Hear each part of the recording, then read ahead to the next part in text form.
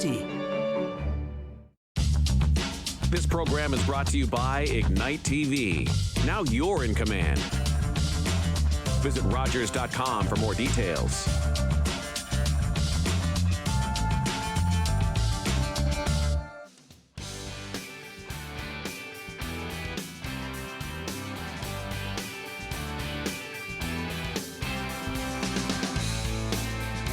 Welcome to Wandering Grey Bruce. I'm your host, Krista McKee, and today we are at Cedar Crest Trout Farm, and I have with me, right now, don't start laughing already, come on, the show is just starting, and yeah, okay. But thank you for letting us come here. Oh, of course.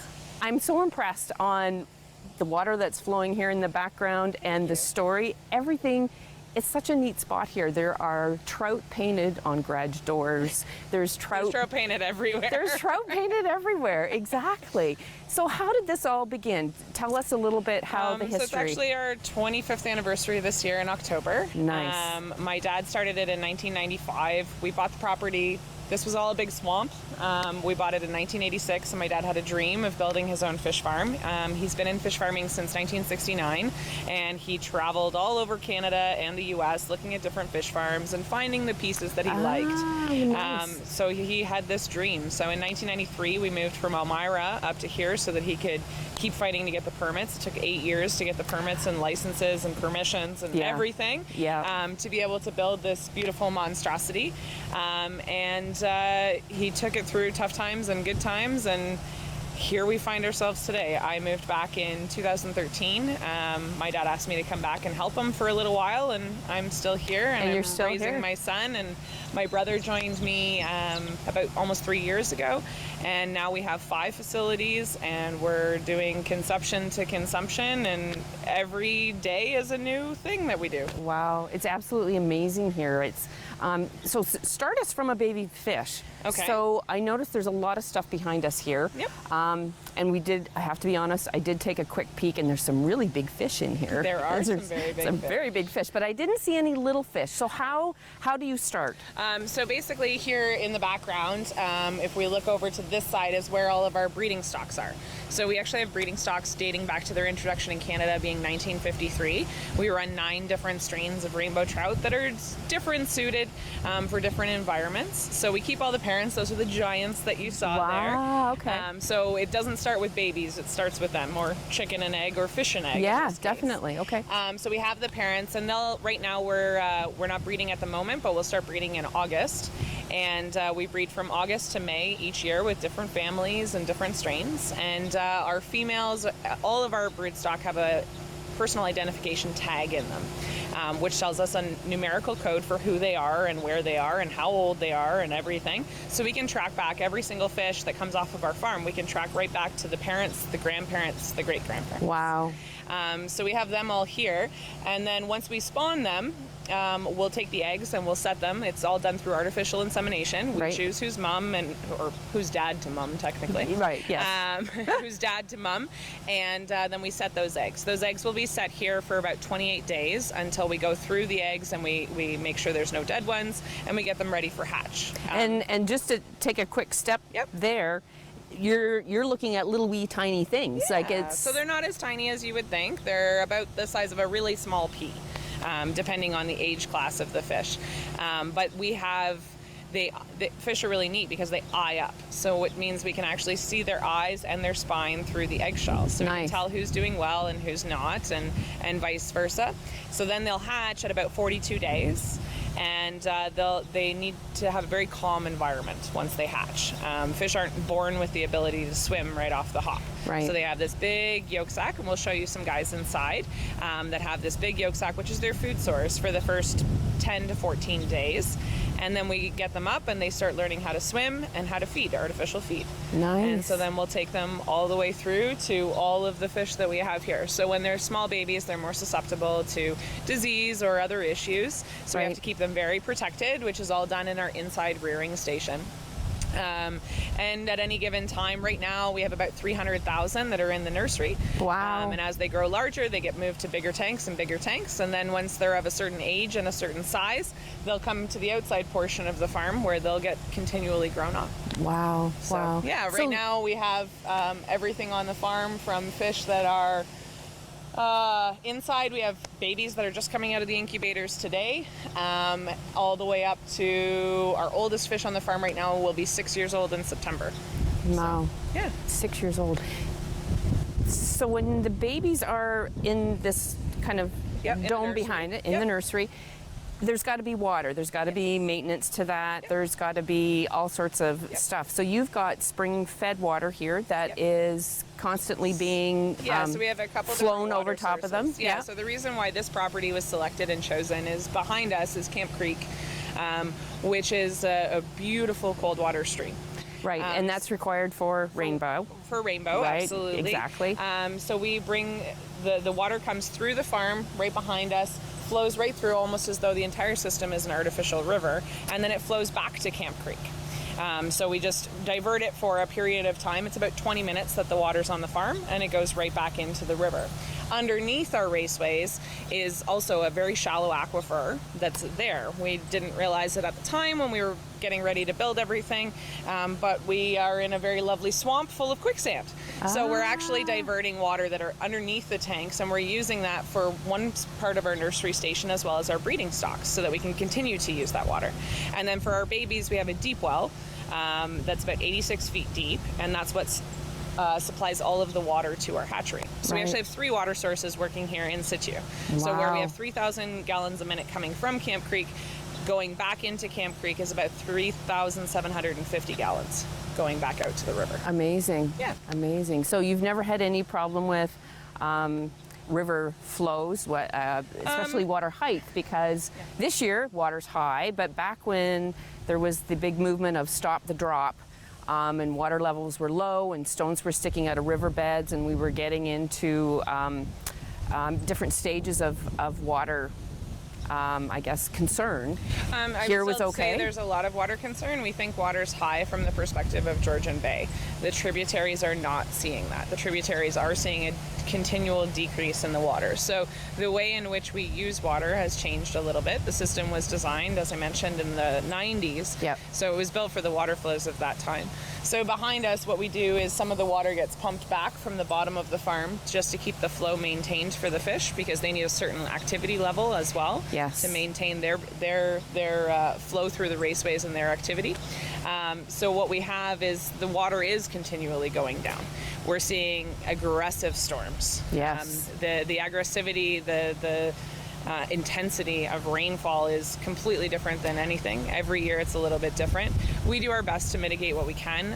We're involved with Trout Unlimited Canada, and they've helped advise us and our staff and volunteers from the local area. We're doing stream rehabilitation all along the riverbed to try and help out as much as we possibly can. Yeah.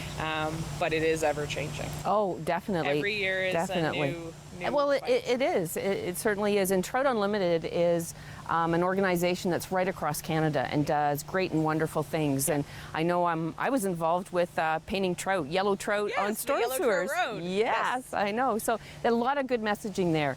And another thing that I noticed, your website is absolutely fabulous. I have to comment. That's not owing to me. That's my brother, 100%. Well, we'll get him shortly. Well, yeah. But there's tons of great information on the website. And one thing that I was really intrigued with was your feeding program. Yeah. I didn't realize it took that much food to put a pound on a fish. Yeah, so actually it does, but we're one of the most efficient animals as well. So where you get 1 pound of fish, it takes you about 1.1 pounds of feed to get that 1 pound of fish, which is a better yield than some other livestock. Oh, definitely. Yes. Like cows. Like cows. Like cows. Cows are getting better all Yes. the time, but not even 20 years ago, it was 12 pounds of feed for 1 pound of meat. Yeah. They've gotten much better. In some rings, they're down to 1 to 7, 1 to 8. We're 1 to 1, 1 to 1.1. So Wow. it's intense feed. We have to use different kinds of diets for every life stage of the fish. Okay. When they're a smaller fish, they need a lot more protein. As they get older, they need a little higher fat. And then when they're starting to become breeders, they need a whole lot more vitamins. Kind of like... and protein. And protein. There's a lot of protein in their feed. There's a lot. Rainbow trout are a top-level predator, so they require a lot of protein. Okay, and so what you mean by, just to tell our viewers, top level predators. So if they were in their natural environment, they would be the top of the food chain. They're the top of the food chain. So they eat everybody else to get up there. So we are selecting for them. We use as many trimmings as we can. So a trimming is? A trimming is a fish processing plant, for example. There's the guts, there's all the leftover bits that we don't eat as humans. Yes, okay. We'll take those and we'll render them and put them in fish food. Also in the wild caught fisheries, there are fish that are not necessarily for human consumption, but they'll go into the animal consumption range. Right, okay. And we also use some chicken to substitute in for certain levels of protein. And it's an ever-evolving. Like, what feed has done even in the last 5 years is spectacular. Yeah. We're continually getting better. So it's pretty encouraging. That is. And it all comes in a pellet format, I believe, right? Yes, it does. And because I had just a quick peek, and you must have truckloads coming. We do. We do. All the time. Between our 5 facilities, we feed, depending on the year, between 450 and 500 ton of feed. Wow. Okay. So what comes in on a tractor trailer load would be how many ton? 28 ton. That's a lot of trucks. That's a lot of trucks. That is a lot of trucks. We've gotten quite good at them, but with having multiple facilities also comes a lot of efficiencies that we're gaining. So it helps out for everyone. We're only bringing one full truck of feed as opposed to part trucks, so it's better.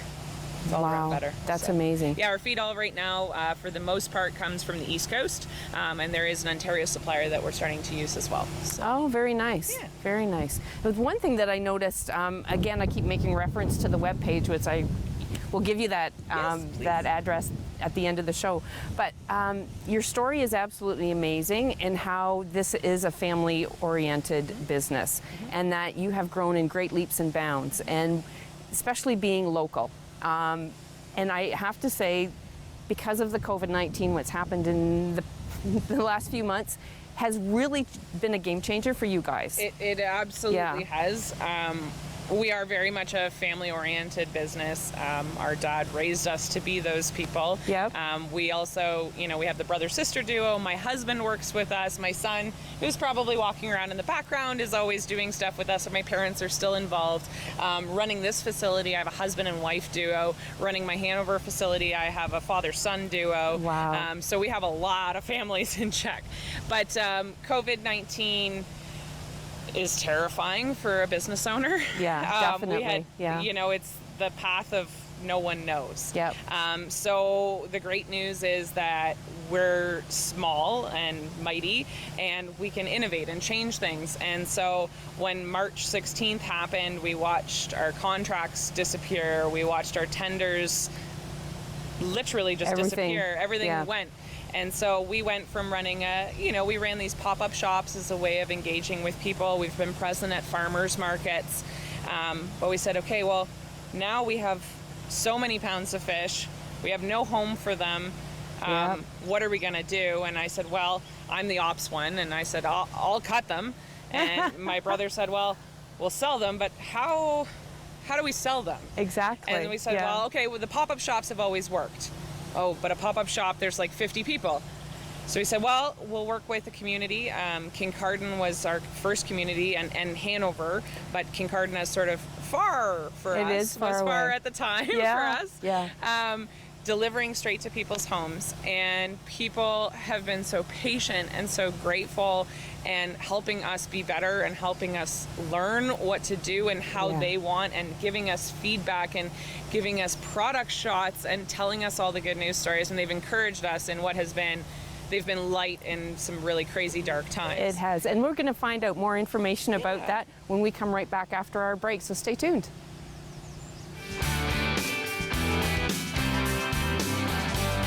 Monsieur de Champlain, when I finish paddling through this wilderness and reach China, I shall greet them wearing this. Monsieur Nicolet, your mission shall be for the honor of the king and the Holy Faith. In the summer of 1634, Jean Nicolet set off from Quebec to find a trade route that would link Europe and North America with China. But where is it? Further. I know the place you are seeking. For months, Nicolet pushed through the wilderness, searching for the Western Sea. Goja! Mississippi! What did he say? He says, Mississippi, great water. Mississippi, the sea, China.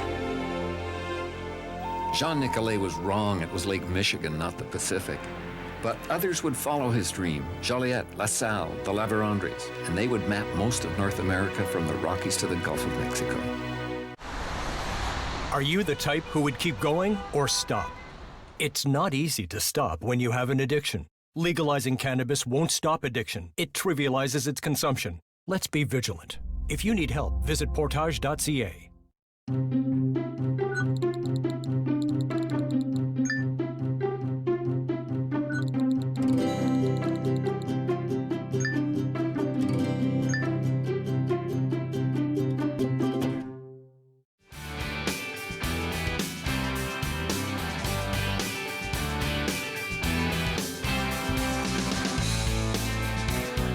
So we're back from our short little break, and I now have RJ Taylor with me. This is the older brother or younger brother? Younger. Yeah. Ah, the smarter brother. Both on camera, you'd be able to tell. Yeah.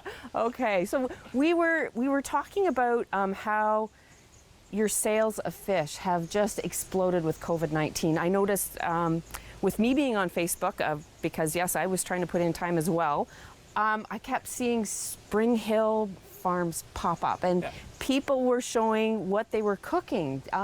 So yeah, tell us more how this getting your fish product out there now has really evolved. Yeah. So Arlen touched on it a little bit in the interview, but in the earlier part. But what we used to do when we had rare moments of like extra sort of full-size fish on the farm was we would do community drop-off announcements, and we would say in Kincardine we'll be at the bulk barn on Thursday at 7, and then we'll be in Port Elgin at the Shoppers Drug Mart at 8 p.m. Just come and send us a message and come pick up your fish. That used to be our model.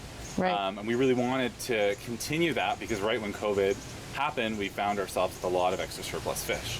So we just had this wild idea to start home delivering it, thinking, okay, this will be a temporary thing because you have this idea that home delivery is very complicated and a lot of work and requires a lot of labor, right. and refrigerated vehicles.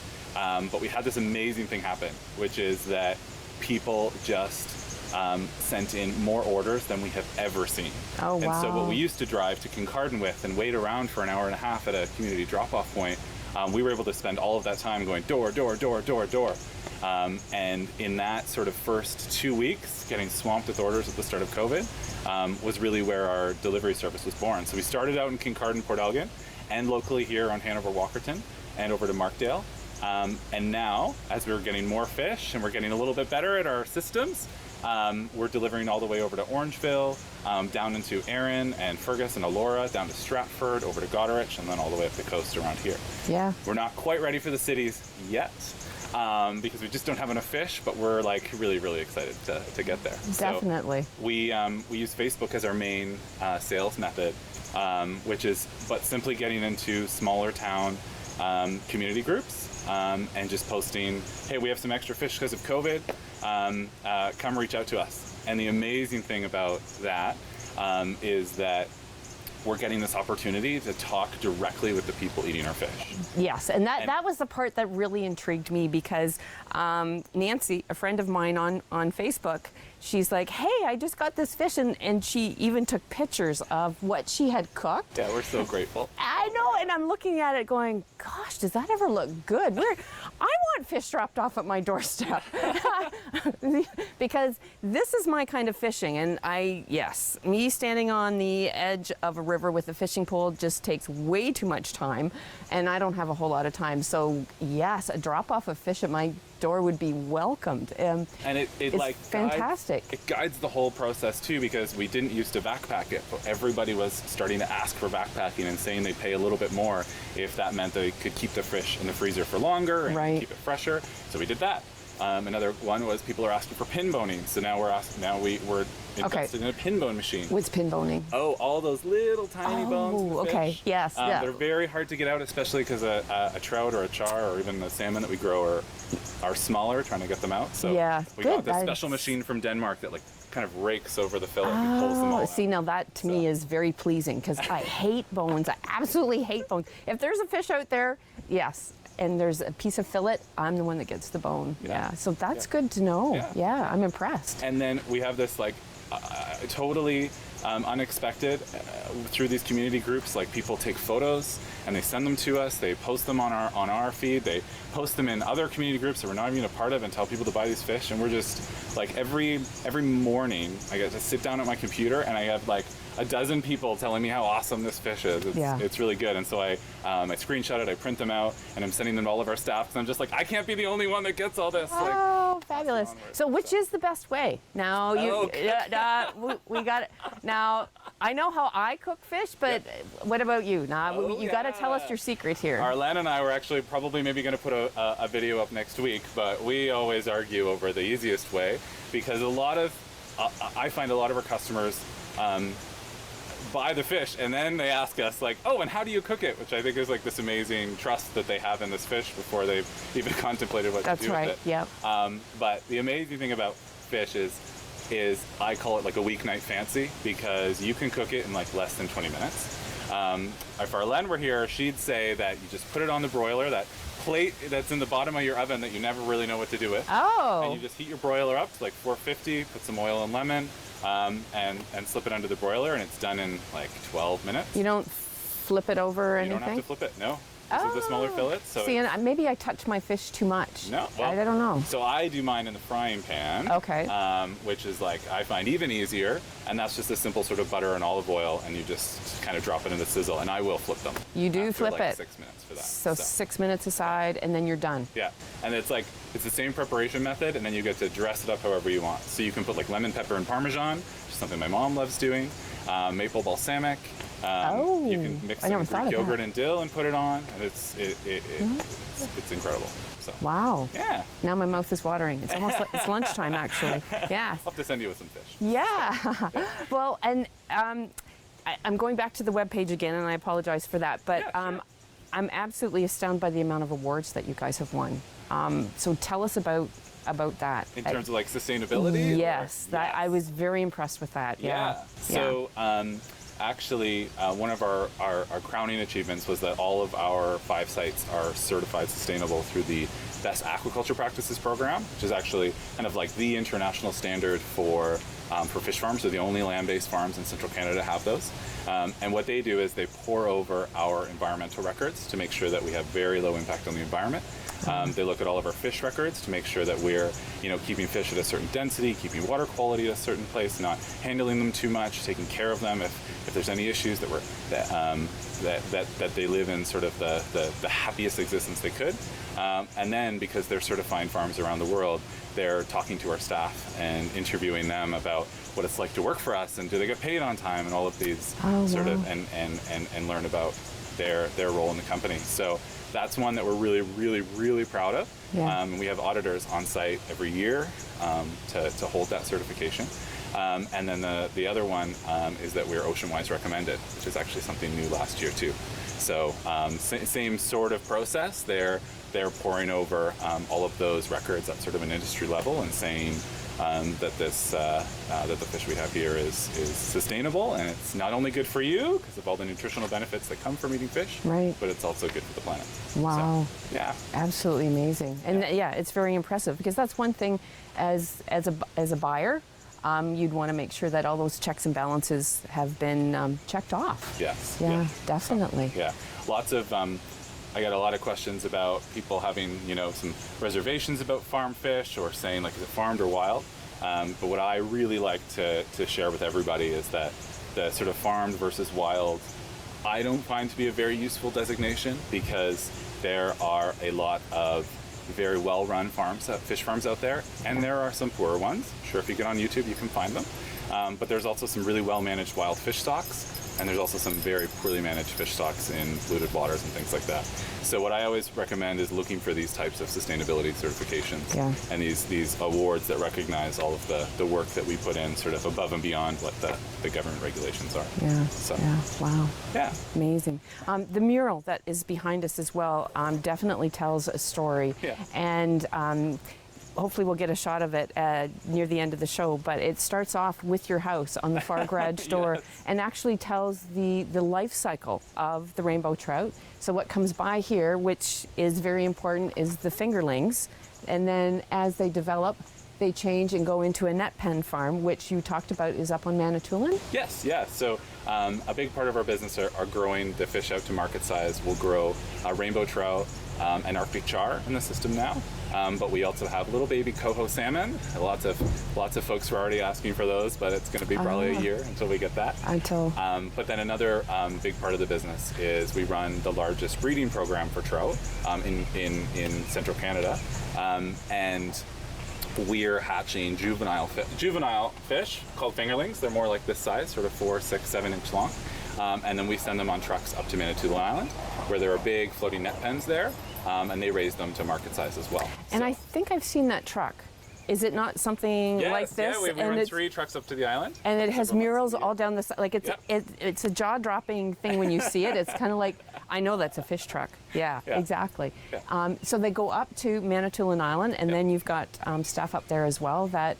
So those we'll sell them to the farms up there, and they'll raise them. So if you buy a trout in a grocery store in Ontario, most of the main grocery stores, chances are it comes from those net pen farms, and chances are that it started its life on one of our farms. Wow. So yeah, very good. Then we're also doing this sort of more say sort of like artisanal boutique direct sales that we're doing now, which is like just so much fun. Yeah, exactly, and that's what brought me here was definitely Facebook. So tell our people how they can get in touch with placing an order on the website, your Facebook page, all that wonderful stuff. Yeah, so we deliver all around Grey Bruce in different regions, but we're near your doorstep once a month at least. And so you can place an order either through our website, springhillstrout.ca, and through Facebook. We're at Spring Hills Trout. We love when people just message us and ask questions, and we have lots of good conversations there. And then those are pretty much the 2 main methods. They can also email us at orders@springhillstrout.ca. And I should probably explain, you're wondering why this is Cedar Crest and all this is Cedar Crest. In 2014, an older farm that we bought and sort of brought back to life was called Spring Hills Trout Farm, and it had a small processing plant. And so before, 6 years ago, we had sold no filleted fish, no smoked fish, but it was really sort of our foray. And so we started just using the name of that farm, and now it's kind of become its own thing. Fabulous. So if you see Cedar Crest, if you see Spring Hills, it's all the same place. It's all the same place. Yeah. This has been absolutely fabulous. Thank you so much, RJ. It has been a great education, and I'm so happy that we were able to come here. And we'll be back again on Rogers Wandering Grey Bruce. Thanks. Thank you.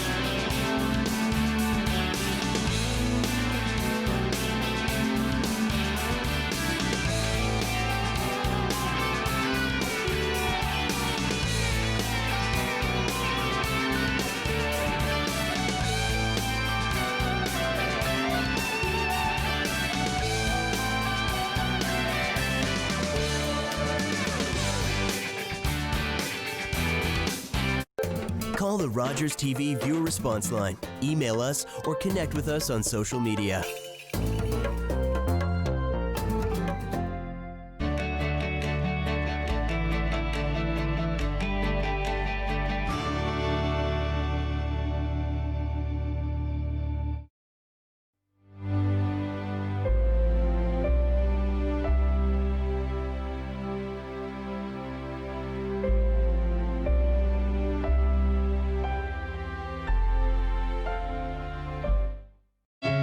worry about how much someone drinks.